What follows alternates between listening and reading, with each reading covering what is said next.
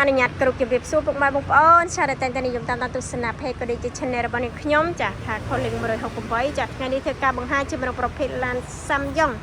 ចាស្លាកលេខ 2AZ ចាជាមួយនឹងពណ៌លឿងចាឡានទៅតែរៀបចំរួចថ្មីចាឡានស្អាតចាលេងគុជហើយលេងកាងអ៊ុយហើយ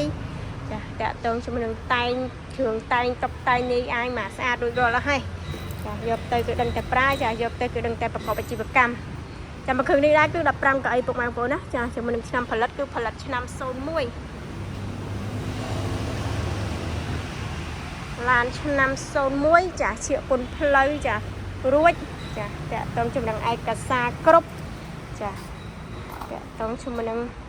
ឡាន01 15កៅអីពណ៌លឿងនេះដែរគឺទីតាំងគឺនៅភ្នំពេញពុកម៉ែបងប្អូនណា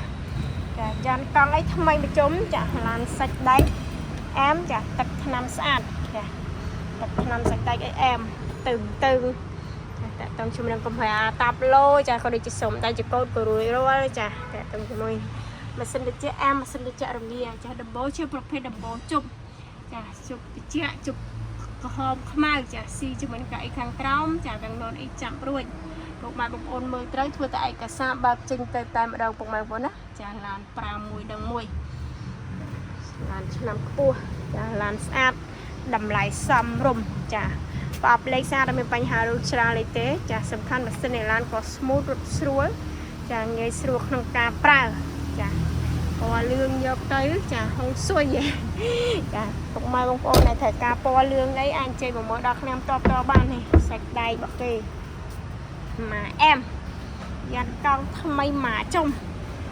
តាក់ទងជាមួយនឹងឡាននៅភ្នំពេញតម្លៃនៅក្រៅវីដេអូនេះស្រាប់ចាតម្លៃនេះដែរគឺអាចជជែកចរចាមើលឡានចាក់ស្ដែងជជែកតម្លៃបន្ថែមបានអត់ជាបញ្ហាទេពុកម៉ែបងប្អូនចាជាមួយនឹង 2AZ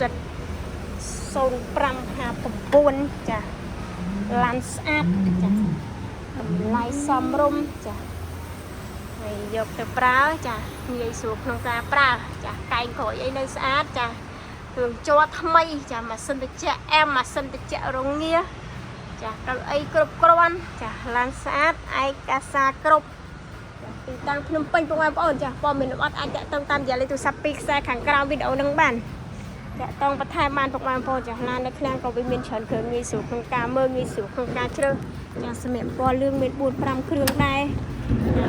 ពណ៌សប្រវត្តិចាពណ៌សសម្បូរជាងគេចាពណ៌សប្រវត្តិក៏មានប្រាក់ក៏មានចាំងាយស្រួលក្នុងការមើលណាតែពុកម៉ែបងប្អូនមកតាមមកបន្ថែមមកពីតាមបណ្ដាខេត្តទីក្រុងភ្នំពេញចាំមកគឺនឹងតែមិនខកជើងមិនខាត់ពេលឡានស្អាតងាយស្រួលក្នុងការជ្រើស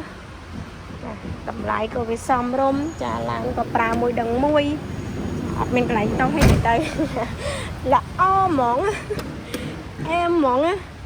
ចាំពុកម៉ែបងប្អូនណាចាព័ត៌មានលម្អិតតាក់ទងតាមលេខទូរស័ព្ទចាបន្ថែម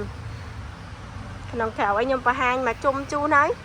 ប៉ុន្តែគ្រាន់តែតាក់ទងជាមួយនឹងឡានដឹងច្បាស់ស្រាប់ហើយពុកម៉ែបងប្អូនចាជាមួយនឹងវីដេអូវាអត់ច្បាស់ 100% ដូចបងប្អូនជើញមកមើលផ្ទាល់ទេចាមកមើលផ្ទាល់ទៅងាយស្រួលក្នុងការមើលចាហើយងាយស្រួលក្នុងការស្នៀចិត្ត